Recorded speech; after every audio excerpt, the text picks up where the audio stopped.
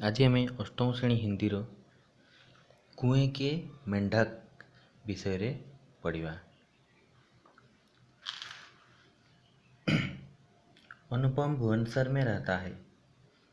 अनुपम भुवनेश्वर में रुहे। एक दिन उसकी नानी उसकी घर आई। दिने तांको नानी तांकर घर को आसिले अर्थात जेजेमा। अनुपम बहुत खुश हुआ। अनुपम बहुत खुशी हो गला। उसने नानी के पाँव छुए। से नानी रो पाद छुईला अर्थात जेजेमा पाद छुईला। नानी भी बहुत खुश हुई। जेजेमा बहुत खुशी हेली। रात को नानी ने एक अच्छी कहानी सुनाई। राति रे जेजेमा गोटे बहुत भल कहानी शुणेले व गप शुणेले। बोली कहले हमारे गांव में एक बहुत बड़ा कुआं है। हम गाँव रे गोटे बहुत बड़ कूଅ अच्छी। उसमें 4-6 मेंढक रहते थे। सेठारे 4-6 जन बेंग रहुतिले। दिने दिन रात उछलते कूदते और टार टार करते थे। दिन राति से मने डिया मारुतिले एवं टार टार शब्द मध्य करुतिले। वे मानो कुएं के मालिक बने हुए थे। से माने निजको निजे भावी नउतिले से माने ए कूअर मालिक। वे अधमी और शरारती हो गए थे। से माने अधमी कहले अधर्मी एवं शरारती कहले चुगुलिया हो जाइथिले। तापर कौन है एक बार भारी वर्षा हुई। थोड़े भारी वर्षा है। कुएं में पानी भर गया। कुएं पानी पूरी गला और बाहर आने लगा एवं बाहर को मध्य बाहरी आसला। कूआ पानी उछुड़ी की बाहर को आसगला। पानी की उस बाढ़ में मेढक बाहर निकल आए। पानी से बन्या रे बेंग माने बाहर को बाहरी आसिले। बाहर की खुली दुनिया उनके सामने थी। बाहर खोला दुनिया तांको आखि सामने रे थिला। वे खुशी से फूल उठे। से माने खुशी रे फूली उठिले बा बहुत खुशी हो गले। इधर उधर उछलने लगे। एपटे सेपटे डिया मारिबा को लागिले। उनमें जो सबसे ज़्यादा शरारती था तांको भितरु जे सबुठु बेसी दुष्ट थिला। किसी का सुनता न था। कहारी कथा मध्य से सुनु नथिला। वह सड़क पर फुदक रहा था। से सड़क रे पूरा डिया मारुथिला। अचानक एक गाड़ी आ गई। हठात गोटे गाड़ी आसीगला। वह एटकर उछलने लगा और पहिए के नीचे जा गिरा। सी एकाथरे डिया मारला जे पहिए कहले से चक्कर तले जाइकी पड़िला। बच गया किंतु बंची गला। दूसरा अपने को बड़ा बजरंगबली मानता था। दूसरा कहले द्वितीय जन को निजको बड़ बजरंगबली अर्थात हनुमान भावुला। सी निजको लंबा कूदता था। बहुत लंबा लंबा डिया मारुला। इतने में एक सांप मुँह बाएं आ पहुँचा। गोटे साप आ कर मुँह खोलिकी आसिकी पहुँचीगला। मेढक छिपकर बच गया। सी लुचिकी बंची गला। सागे सागे लुचिगला और बंचीगला। तीसरा भी बड़ा घमंडी था।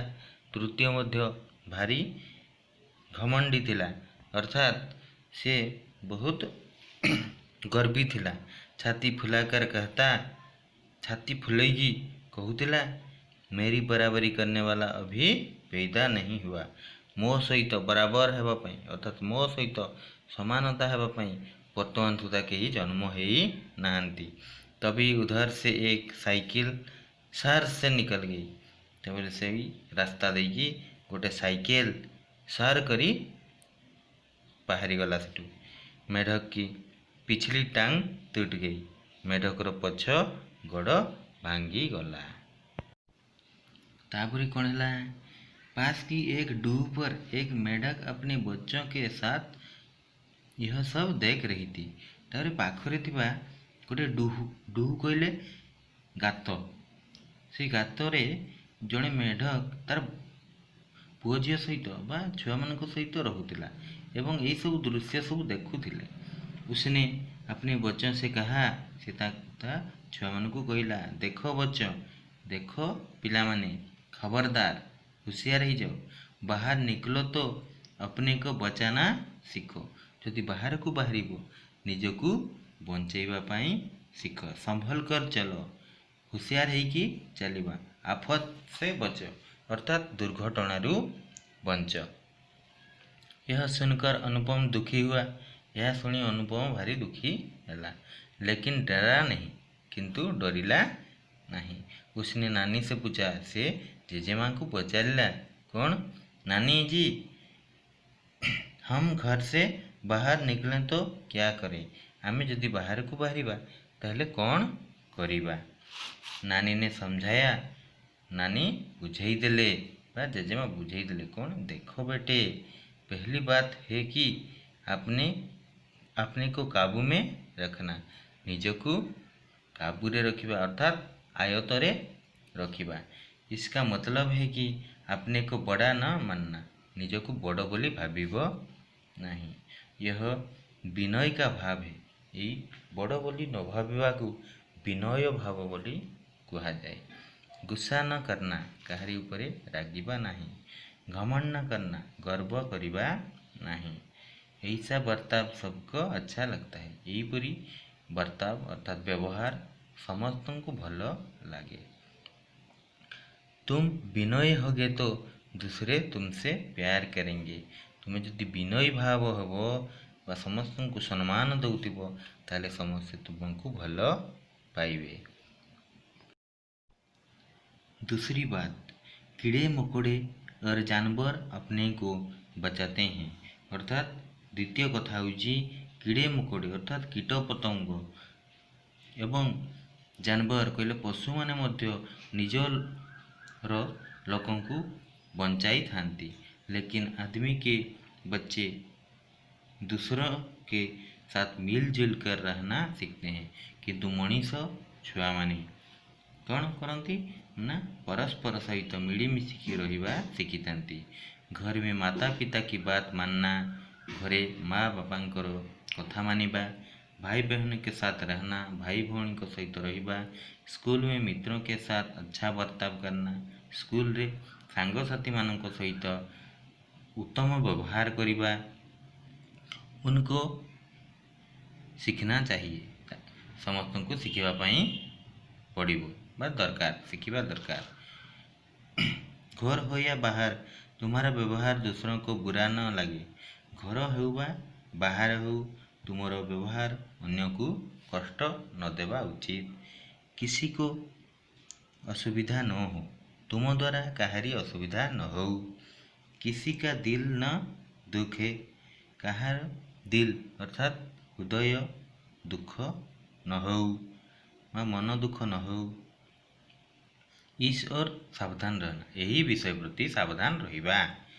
दूसरों से झगड़ना, अन्य सहित झगड़ा करिबा, नाराज होना, नाराज हो जिबा अर्थात मनोमालिन्य होबा, गाली गौलज करना, गाली गुलज करिबा, चिल्लाना, चिल्लैबा अर्थात रागिबा, जिद करके अकड़ना, निज जिद रे अटल रहिबा, बिना पूछे दूसरे की चीज छूना, बिना पचारिकी अर्थात तांकु न पचारिकी अन्यर जिनिस छुईबा मना, दूसरे के काम में दखल देना, अन्यर कार्य हस्तक्षेप करिबा आचरण अतिष्ठ माना जाता है।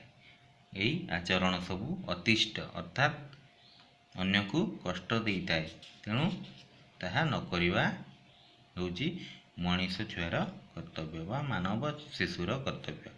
इसका मतलब है अपनी बुरी आदतों को रोकना। यार अर्थ होची निजर खराब अभ्यास को अटकैबा अर्थात निज अधीन रे रखिबा। अपने मन और भावों को काबू में रखना जरूरी है। निजर मन एवं निजर भावना को निज आयत्तरे रखिबा जरूरी है। यह भद्र व्यवहार कहलाता है। यह भद्र व्यवहार कहा जाए।